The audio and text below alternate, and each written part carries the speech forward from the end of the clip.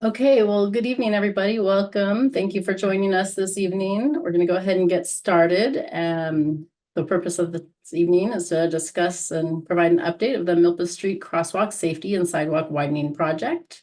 Today will be a webinar, as you are aware, and then just also to remind you, Thursday, we will be doing this as an in-person meeting. We'll be giving the same presentation on Thursday, and that will be held at the Franklin Elementary School at 1111 East Mason Street. So good evening, everyone. My name is Michelle Bedard. I will be giving the presentation this evening.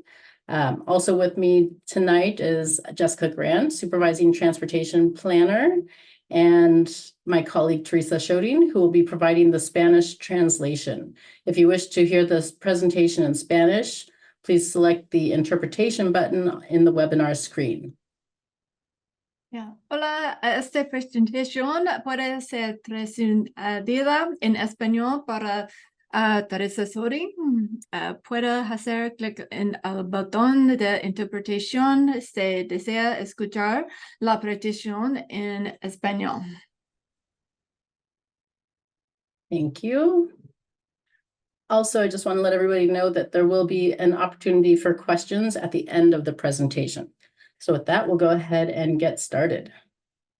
The purpose of the meeting this evening is to review the project scope, discuss design details, including on-street parking and street trees. We'll discuss next steps and how to stay involved. And then just as a refresher, this is the project corridor at the north end, beginning at Canon Perdido Street, and at the south end at Quinientos Street. And there will be some pedestrian enhancements within the existing roundabout.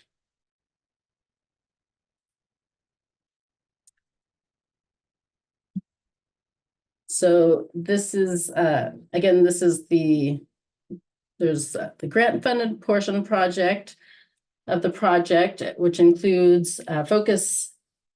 The grant funded portion of the project is in red at the intersections, and the focus is of intersection safety, minor sidewalk widening, intersection lighting, improving flashers, such as rapid flashing beacons at Ortega Streets and Yananali Streets, dual directional curb ramps, accessibility improvements, leading pedestrian intervals at signalized intersections, new 3-foot wide buffers added to the existing bike lanes between Coda and Canon Perdido Streets, addition of bicycle parking on Milpas Street within the intersection improvements to improve cyclist access, and additions to the two non-signalized intersections. The Ortega Street will include a new median refuge island and rectangular rapid flashing beacon, and the Yananali Street intersection adding a new mast arm rapid flashing beacon to enhance the pedestrian safety at these non-signalized intersections. Next slide. So for the portion of the streets maintenance project, that's the areas in yellow on the map, that involves the areas between the proposed safety enhancements at the project intersection, and will consist of accessibility improvements, mid-block sidewalk repair, repaving, improved quality pavement markings, high visibility ladder style crosswalks, and in the next few slides, we'll review some example renderings.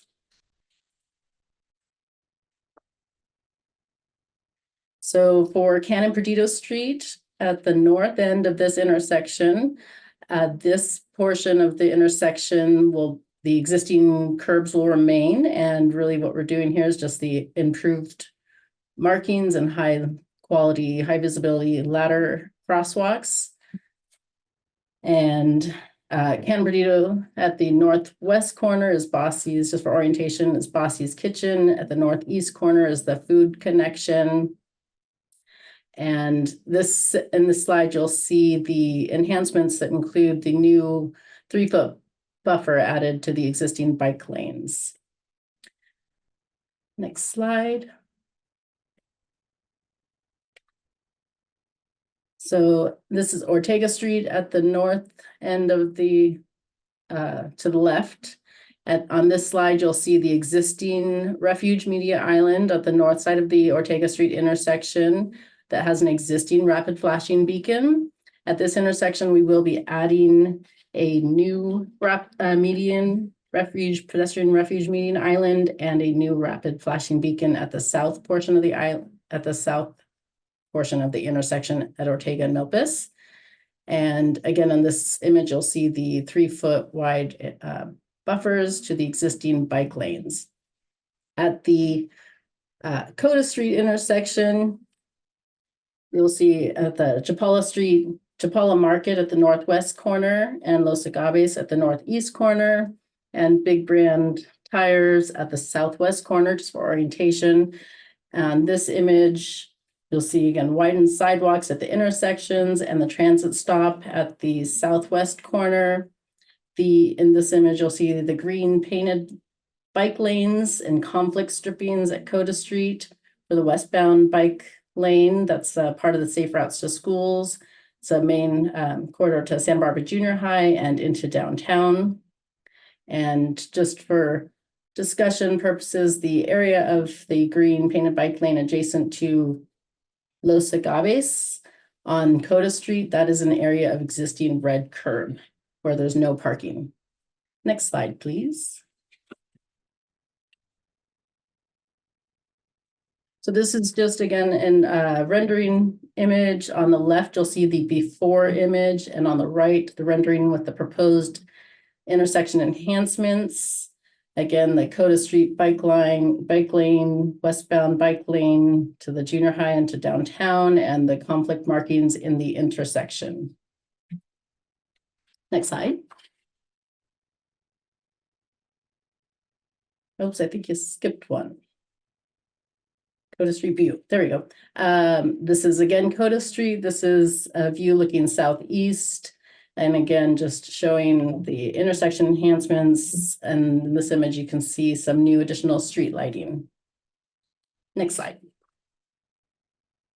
So for Haley to Gutierrez Street, in this intersection, you'll see Jack in the Box in the northwest corner and O'Reilly Auto Parts on the southeast corner of Haley Street.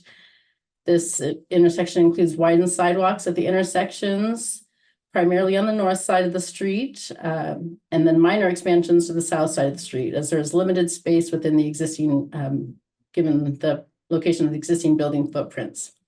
This intersection also, you'll notice, has the eastbound green painted bike lanes with the conflict markings. The area on the west side of the intersection leading to Milpas will have a protected bike lane at the southwest corner, and then it will have, for cyclists turning left northbound, there's a designated bike box to properly position the cyclists and give the cyclists priority movement to share the lane. For cyclists continuing through the intersection, they will follow the conflict striping into the bike lane as they head into the east side neighborhood. At Gutierrez Street, you'll see again images of widened sidewalks at the intersections and transit stop at the northwest corner. A new high visibility ladder style crosswalks, additional street lighting, and opportunities for new bike parking within the curb extensions. Next slide, please.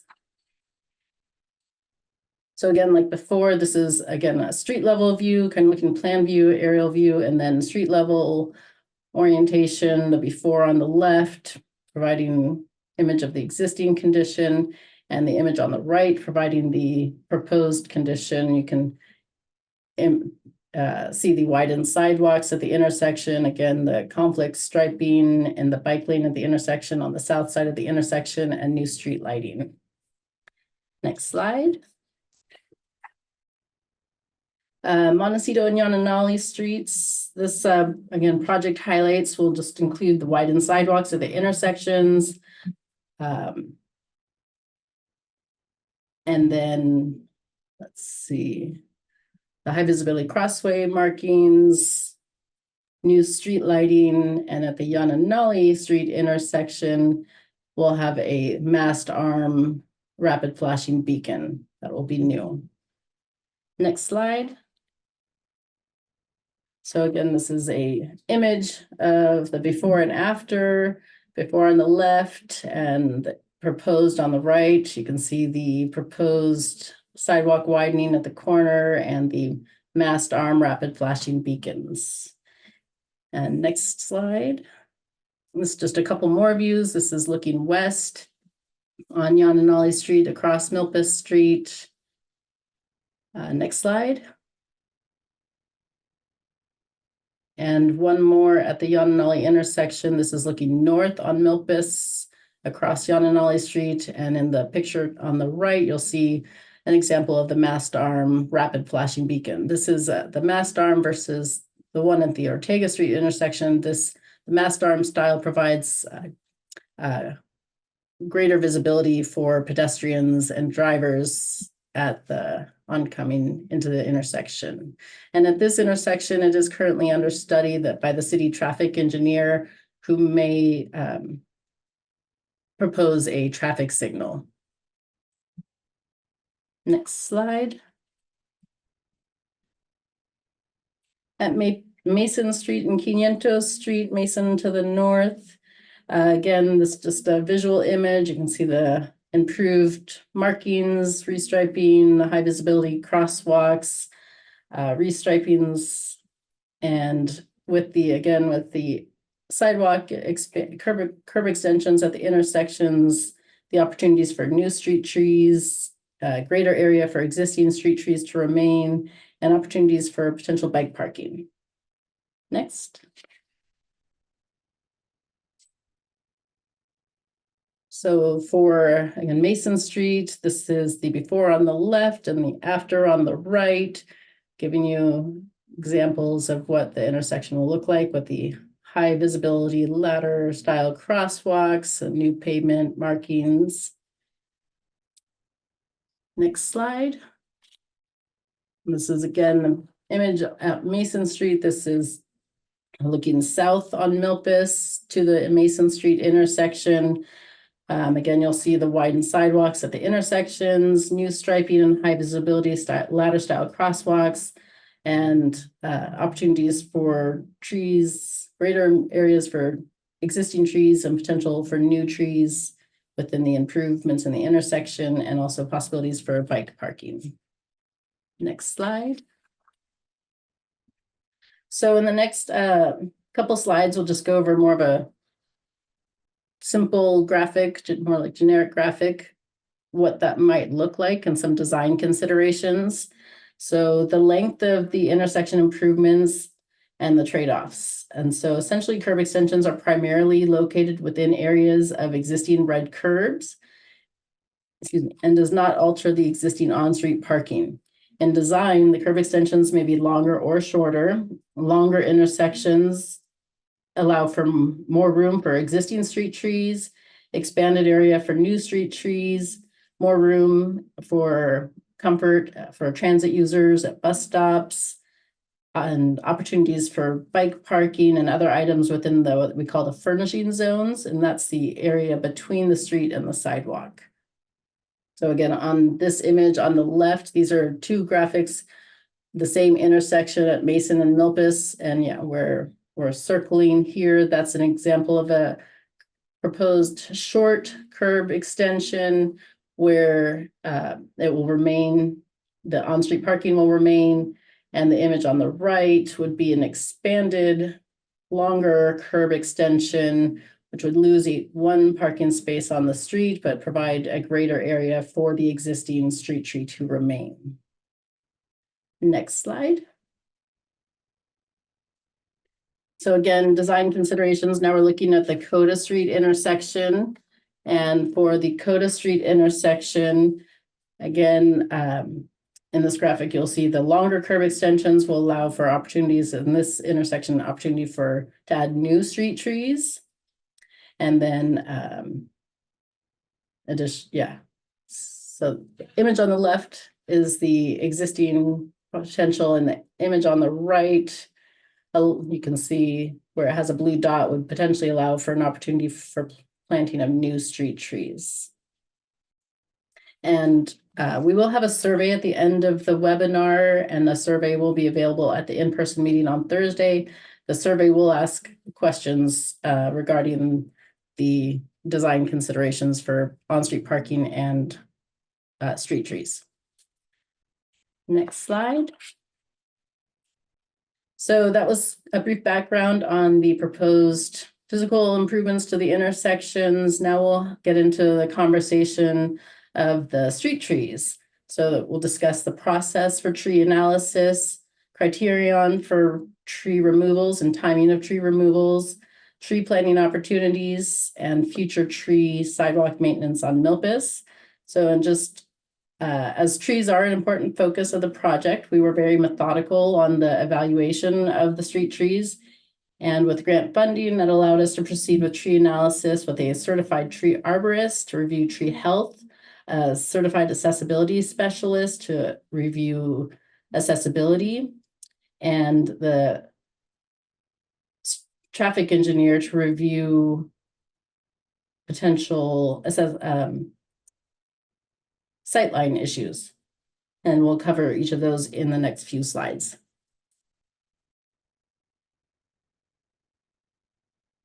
Next slide. So again, for the criterion for tree removal, the technical analysis of the existing street trees within the project corridor and included analysis of the consultant arborist and consultant access specialist and the city traffic engineer. For the accessibility, we want to, in order to retain the existing street tree in the existing conditions must provide at least a minimum 36-inch sidewalk width on the ground, in addition to a minimum 36-inch width at 80 inches in height, so a vertical clearance. And then the traffic engineering looked at the sightline obstructions, and then the other opportunities for considerations for tree removals were located within the project and intersection improvements. Next slide. So this graphic just gives you kind of a visual on the accessibility requirements. The image, the 36-inch width is, as indicated at the sidewalk level, is required for both at ground level and at 80 inches in height. So a vertical clearance. And in this instance, you'll see the tree on the right at 29 North Milpas Street is a tree that is proposed to be removed as a vertical obstruction. Next slide. And this graphic on this slide represents intersection safety needs, and the gray triangles provide examples of the sightline needs. And in this example, you'll see, for instance, Yananali would be the minor street crossing Milpas, and Milpas being the major street. And the tree in the image to the left demonstrates a sightline obstruction. Next slide. So, brief summary of the 95 existing trees within the project corridor. Again, that's from Canon Perdido Street to 500 Street. 82 trees are proposed to remain.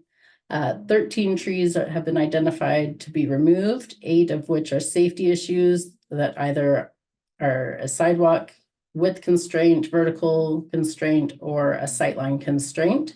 And 5 of the 13 trees are proposed to be removed within the proposed intersection improvements.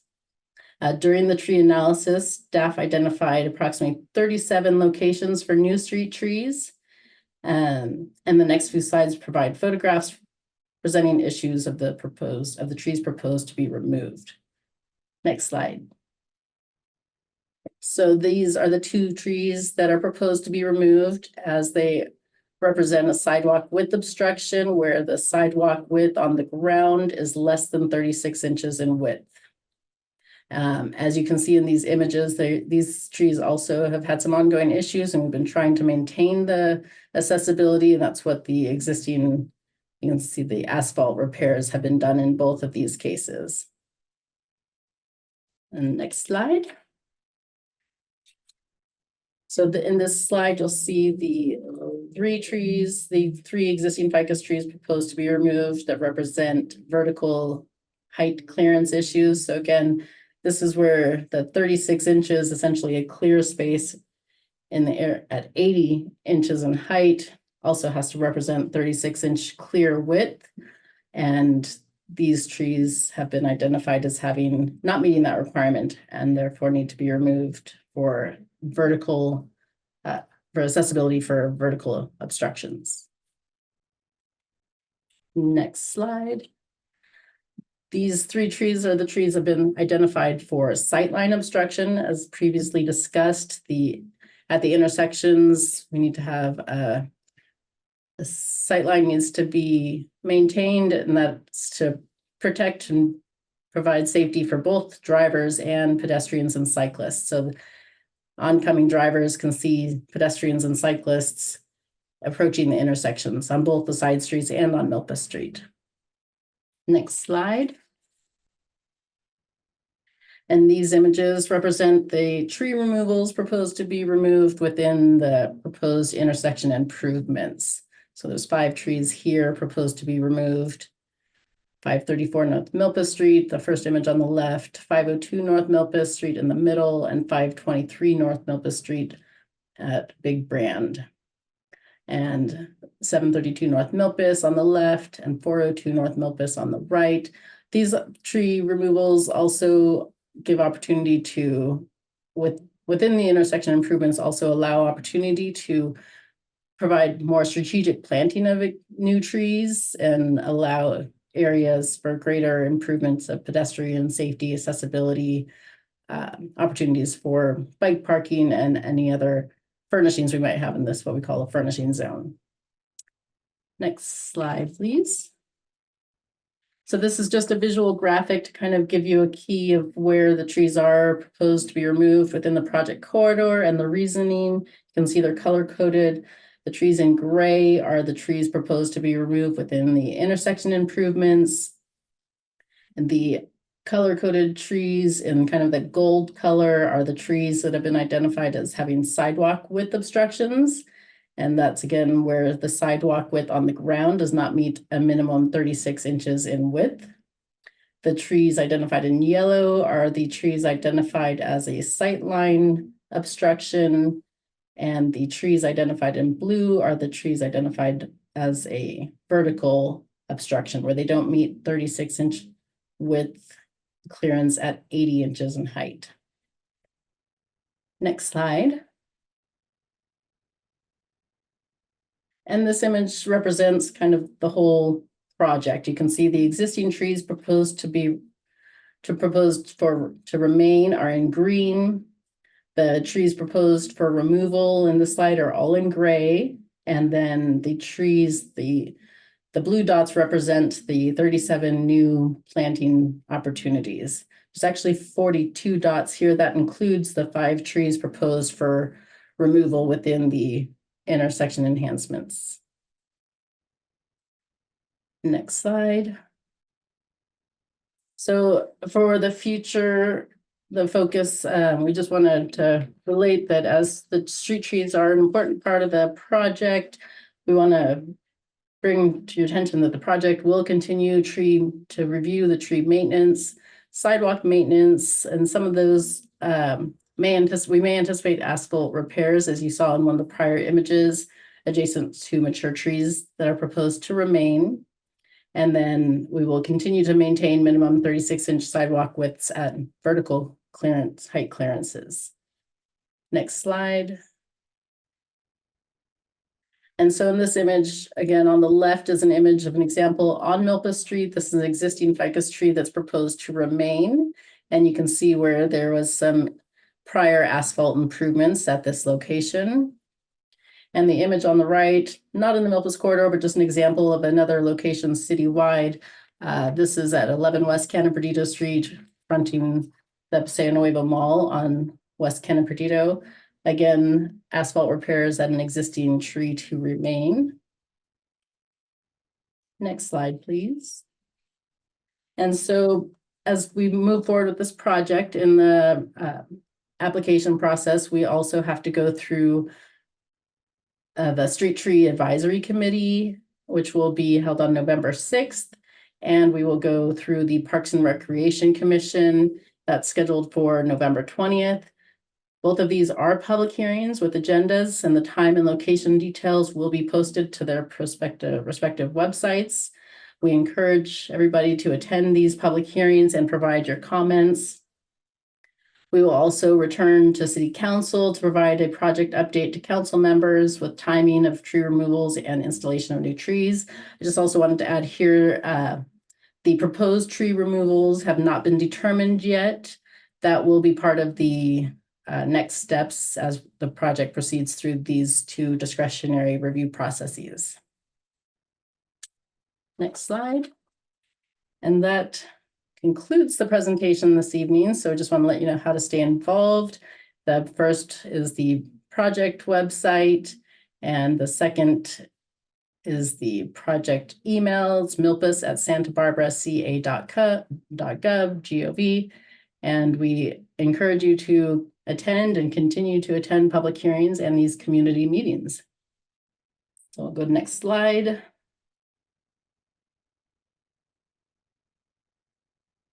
And that concludes the presentation for this evening, and that will begin the opportunity for questions and answers. And I just again wanted to remind you that we will have a survey at the end, so if you can participate in that survey, we'd appreciate it.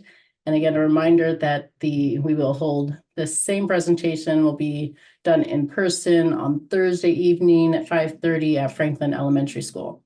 So we'll go ahead and begin questions.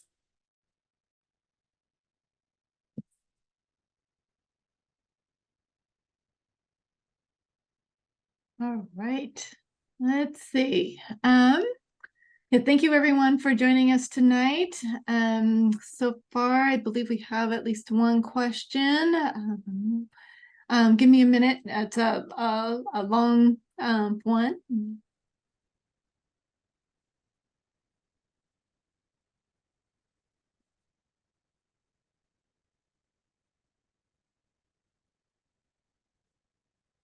So one of it was more of a comment than a question. It just had to deal with the removal of street trees and how would that be noticed.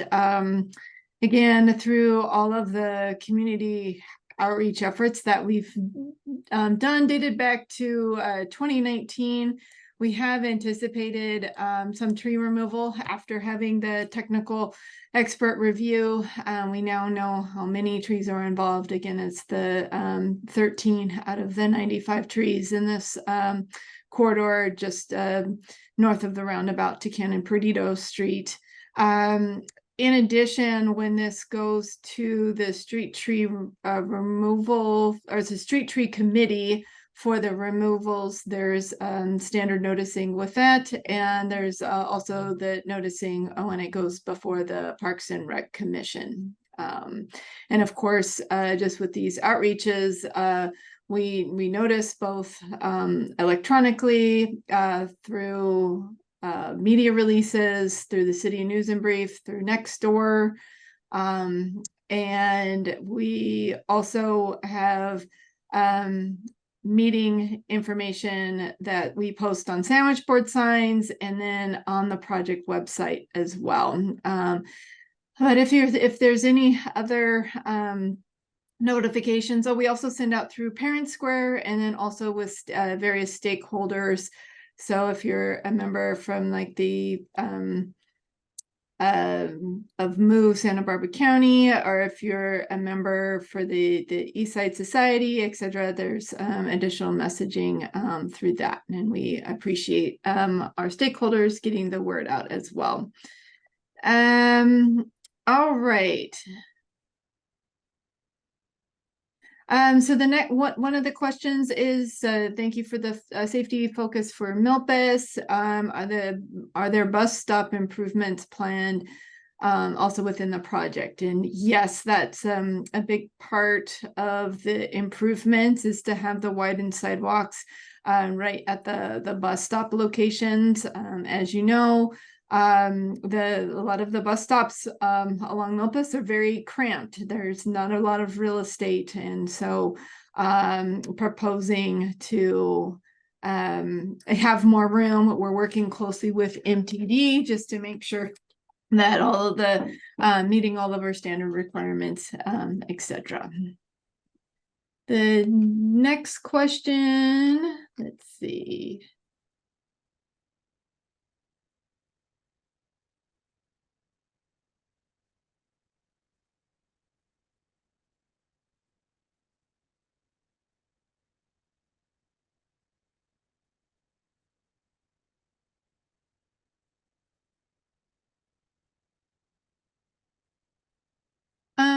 I'm not sure. There is one question regarding the street trees. I'm not sure if I'm understanding it correctly. If the person could elaborate a little bit more. I believe it has to do with the tree maintenance. And yes, we work closely with the city arborists, and there's standard maintenance that occurs also with the arborists. That we had reviewing all of the street trees. There's additional recommendations as well as we continue with the standard tree maintenance.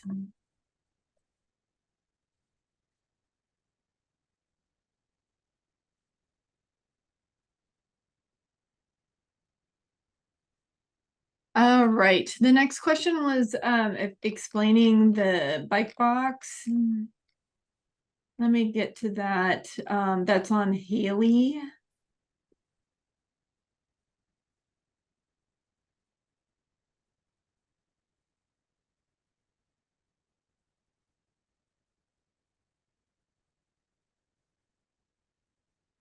So the question was, how does the bike box work for this particular movement? And this is if again, it depends on what the road volumes or conditions are along Haley at the time for the movement. So cyclists have a couple of choices.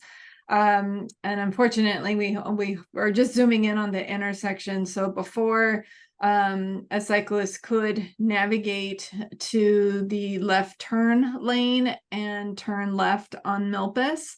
But again, if it's sort of higher traffic volumes, rush hour times, etc., it's basically you're positioning the cyclist to cross like a pedestrian. So if a cyclist that's traveling eastbound but wants to then go northbound on Milpas, this is sort of the staging area. So if there's then the green light, but they again want to turn left onto Milpas, this is an area where they can do so, and then they're basically positioned when the light turns green to be ahead and to immediately take the lane on Milpas. Again, for those that are just traveling, continuing to the east side neighborhood, they would just follow the conflict striping that's specifically done to help best position cyclists through the intersection. And then it also tells drivers that that's like to expect cyclists there, and then they would continue on in the bike lane on this block of Haley just past Milpas.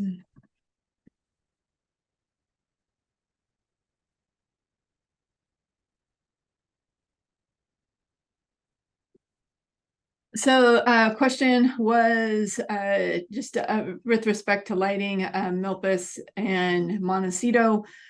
That there would be new lighting. It's new lighting for all of this corridor between Quinientos and Canon Perdido. So the legs right now that are currently lit across Milpas Street, but the side streets going along Milpas Street do not have street lights. And so the project would be installing that. So all legs of the intersection are well lit. So no matter when you're going across or along Milpas, those crosswalks will be well lit. And then with the timing thing that we have to be in construction by 2027. For those that have been with us in the outreach for many, many years now, we were fortunate to receive funding about a year ago. It takes a while through the design right-of-way process to get to construction, but we're doing everything we can to try to expedite this very important project. And the quickest I think we can get continued community support for this project, the quicker we could finalize the design for the project to get it closer to construction ready drawings.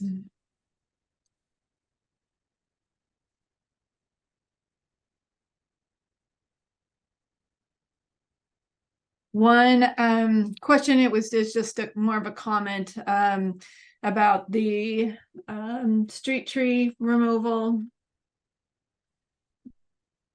And hold on, I'm just going to get to a better image. So this particular comment is that not okay with the street tree removal. This is something we knew going into the project, that tree removals would be very sensitive. During this project process, we would say that probably about 50% of community members would like to see all trees removed and to start over the corridor over again. And then others of the community do not, don't even want a leaf touched to the existing trees. So we were very, very methodical in the technical analysis and of reviewing those 95 trees. And again, as Michelle Bedard outlined, of the reasons why it was necessary for those 13 trees to be removed due to sightlines, due to significant sidewalk obstructions and vertical height obstructions. It is not the intent to remove all the street trees, not at all. We do want to keep our urban forest intact. A big part of Milpas, because it is besides vehicle volumes, there's a lot of pedestrians, and what makes it a nicer pedestrian environment is to have the nice canopy trees. So, and all the new trees we have, again, there's 37 tree opportunities, I think, plus I believe 42 opportunities along this corridor, and that will establish tree canopy in the future. So we're excited about that. All right.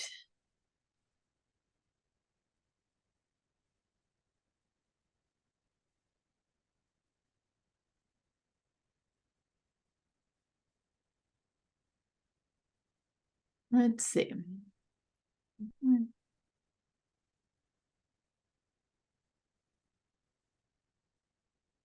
This is just a general comment about the lighting of that it's still darker along some of the sidewalk portions. From a street lighting perspective, and the frequency of lights in this corridor is very standard. That being said, it's a lot of it has to relate to tree maintenance as well. So when the trees are being maintained, then there's less likely for obstructions for some of the lighting. So I think that's all I'll have to say on that one, that it's and we can look again for opportunities as we're continuing for maintenance to make sure that to minimize any of the dark spots.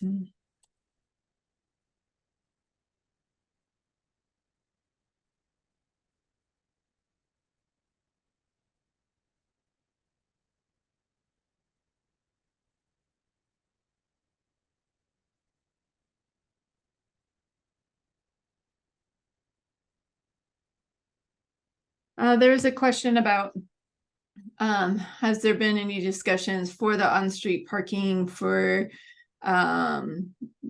types of short-term parking or longer-term or loading zones, that type of thing. And have any of the business members reached out for those specifics? The short answer, in the years we've been with this project in outreach, it has not been a big focus, but if there are any business members on the call, if you've heard anything, please reach out via our email if you have any comments related to that.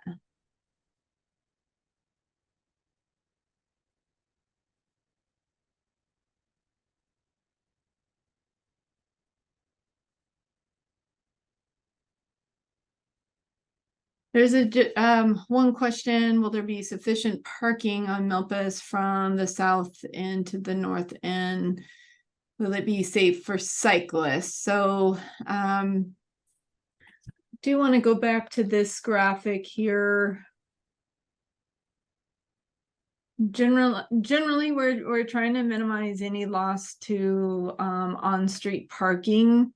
And in many areas where we're expanding, the sidewalk is already in areas where there's red curb, but there's a couple situations where that we can either preserve an on-street parking space or extend the curb to really have more room for the existing tree to continue to thrive. So it's that's one of the questions that we have in our survey on preference for tree preservation versus a loss of a on-street parking space.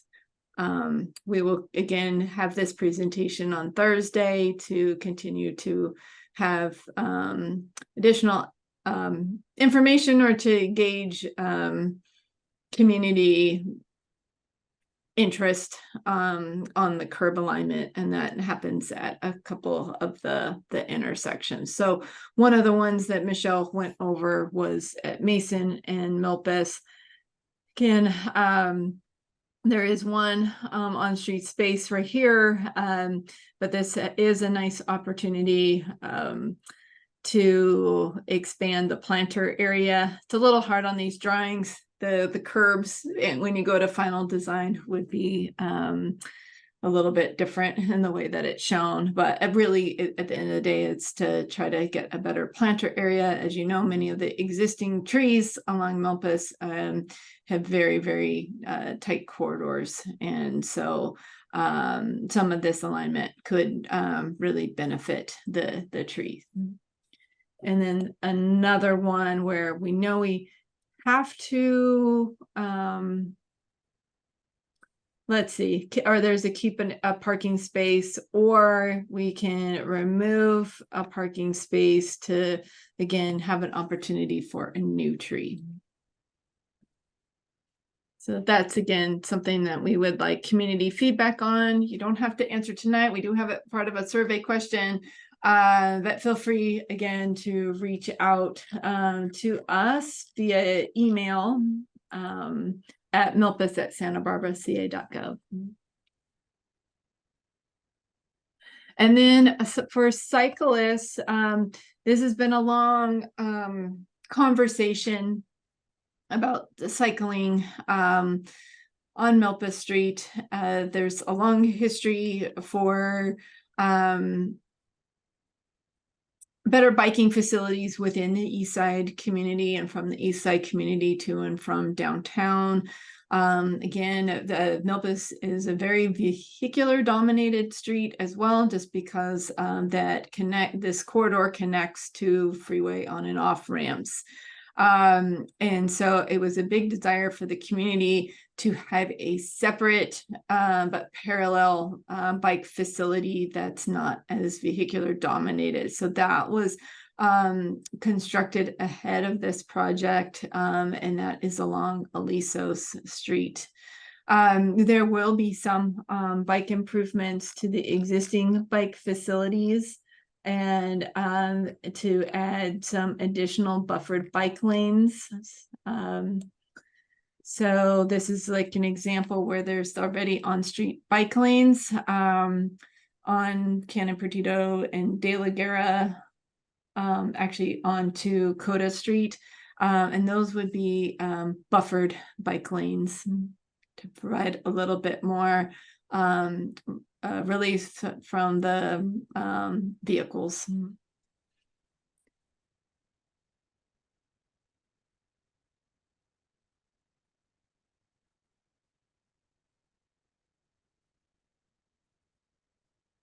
There's just a general concern about speeding along Milpas. I think for this is person writing it, we'd love to hear more observations. There's obviously most of this in this section has timed signals, traffic signals. So there could be quicker operational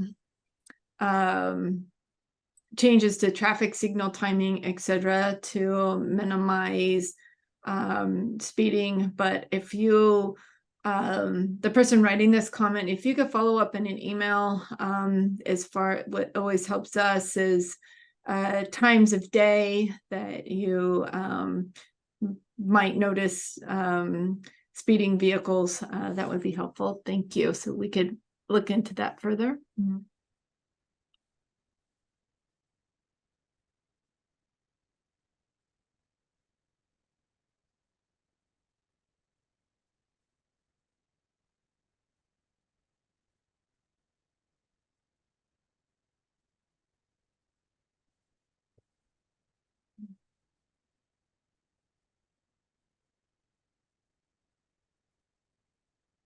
There's a question about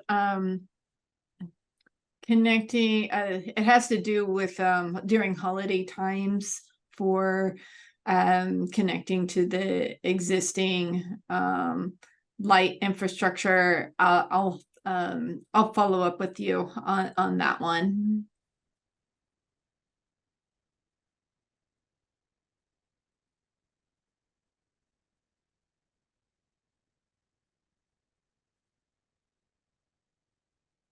Another question about bike racks. And were we looking to place additional bike racks in this corridor? The answer is yes. Again, first priorities is to have enough real estate for the bus stops, and then also for our urban forest. And then once you deduct those areas, there will be areas for some bike parking as well. And we have been looking at a kind of more compact bike rack.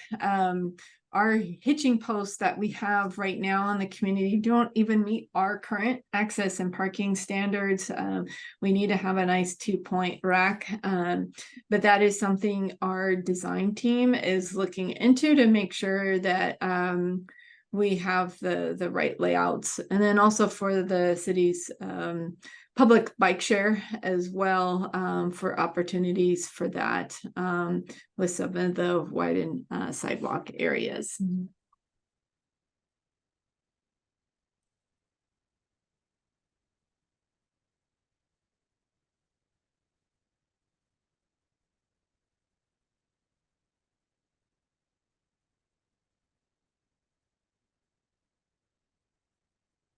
There is just a general comment for some of the, not this project, but when it was community supported to have a parallel facility on Alisos. We call it like an industry term is like a bicycle boulevard or a bike friendly street. But this commenter said sometimes it's inconvenient for vehicles on the street because sometimes then you're forced to turn left off of the street. And that was on purpose, because if we were to remove all the stop signs on Alisos, which ultimately is the goal, so cyclists can go from sort of top to bottom along that corridor without stopping. Right now, we still have traffic control in place at some of the intersections. But if we did that, then it would be a very attractive route for everybody, for drivers to go down Alisos instead of Milpas. And Alisos is really much your neighborhood street and neighborhood. And so having that increased traffic was something that the neighborhood did not support and want on Alisos, and nor would that then be a good route for cyclists to take. The whole point is for the cyclists, and a lot of in this area where Milpas is right adjacent to the Santa Barbara High, right adjacent to the junior high, Franklin, Adelante schools, and to many very important neighborhood services as well. And so we really needed a low volume street in the east side to get to and from school and very important destinations.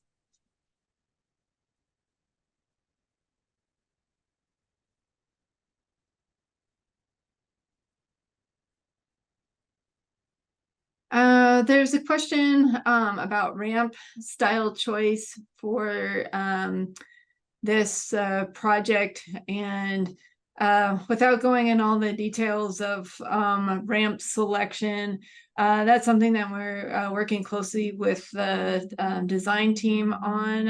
This project. We do have consultants helping us. GHD is the civil engineer that's working alongside with us, and as we go into the final design, we'll be able to share all the specifics of the access ramp choice. I would say that a lot of them would be sort of I think for the person commenting on this is something that we can have another check-in on as we go into the final design. But generally for access ramps, it's really they're really site specific as to why we choose one ramp style over the other.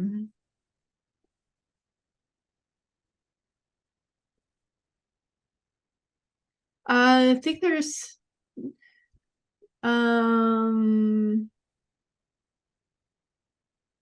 there was another thing about tree maintenance related questions. Feel free again to use the project email address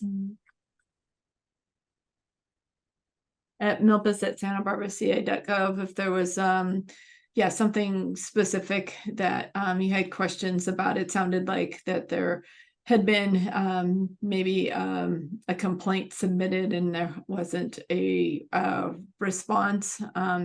So if you could send us a little bit more details, I could follow up with you on that. So thank you for that.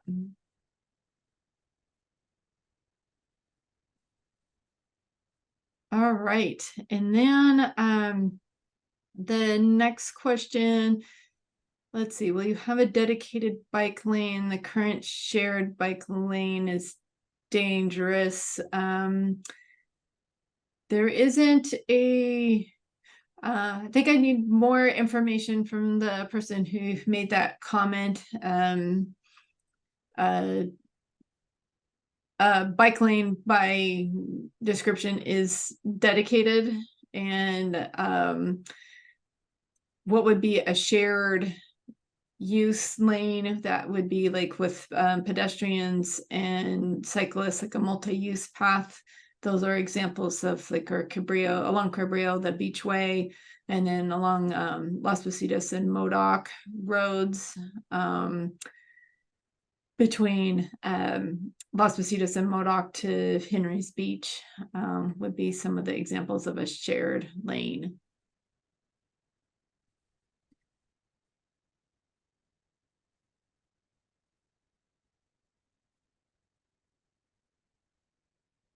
Oh, I see. Thank you for clarifying that.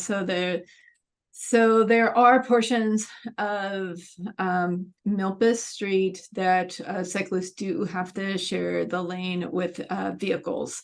And so where it is currently shared would continue to be shared. Where there are existing bike lanes, that would continue to be bike lanes, but we're able to have buffers on the bike lanes. Again, it was a discussion. This has been already sort of years in the making, and the community feedback at the time was to not have a vehicle lane reduction for continued bike lanes, and that there was more interest again of having a parallel facility.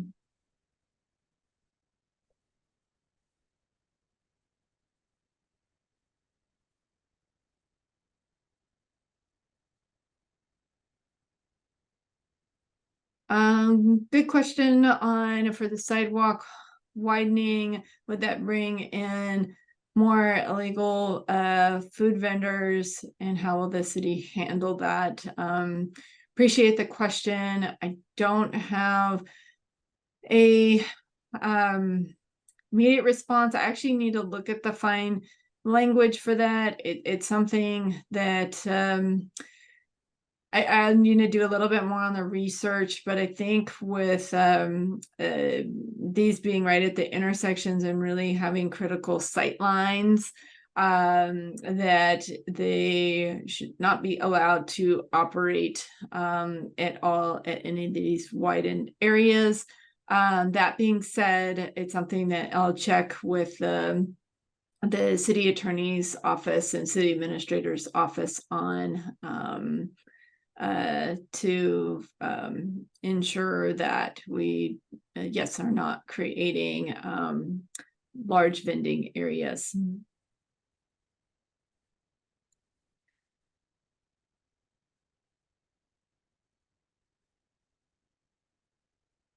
Well, thank you very much. I think that we have answered all of the questions. Unless anybody has any additional last minute questions, I always know that I always think of all the questions after the webinars happen. So again, feel free to reach out to us at at our email address at milpas@santabarbaraca.gov. And we can also have phone calls from there. So feel free to leave your number in the emails as well, because sometimes it's a longer explanation than is appropriate for email. Again, general information.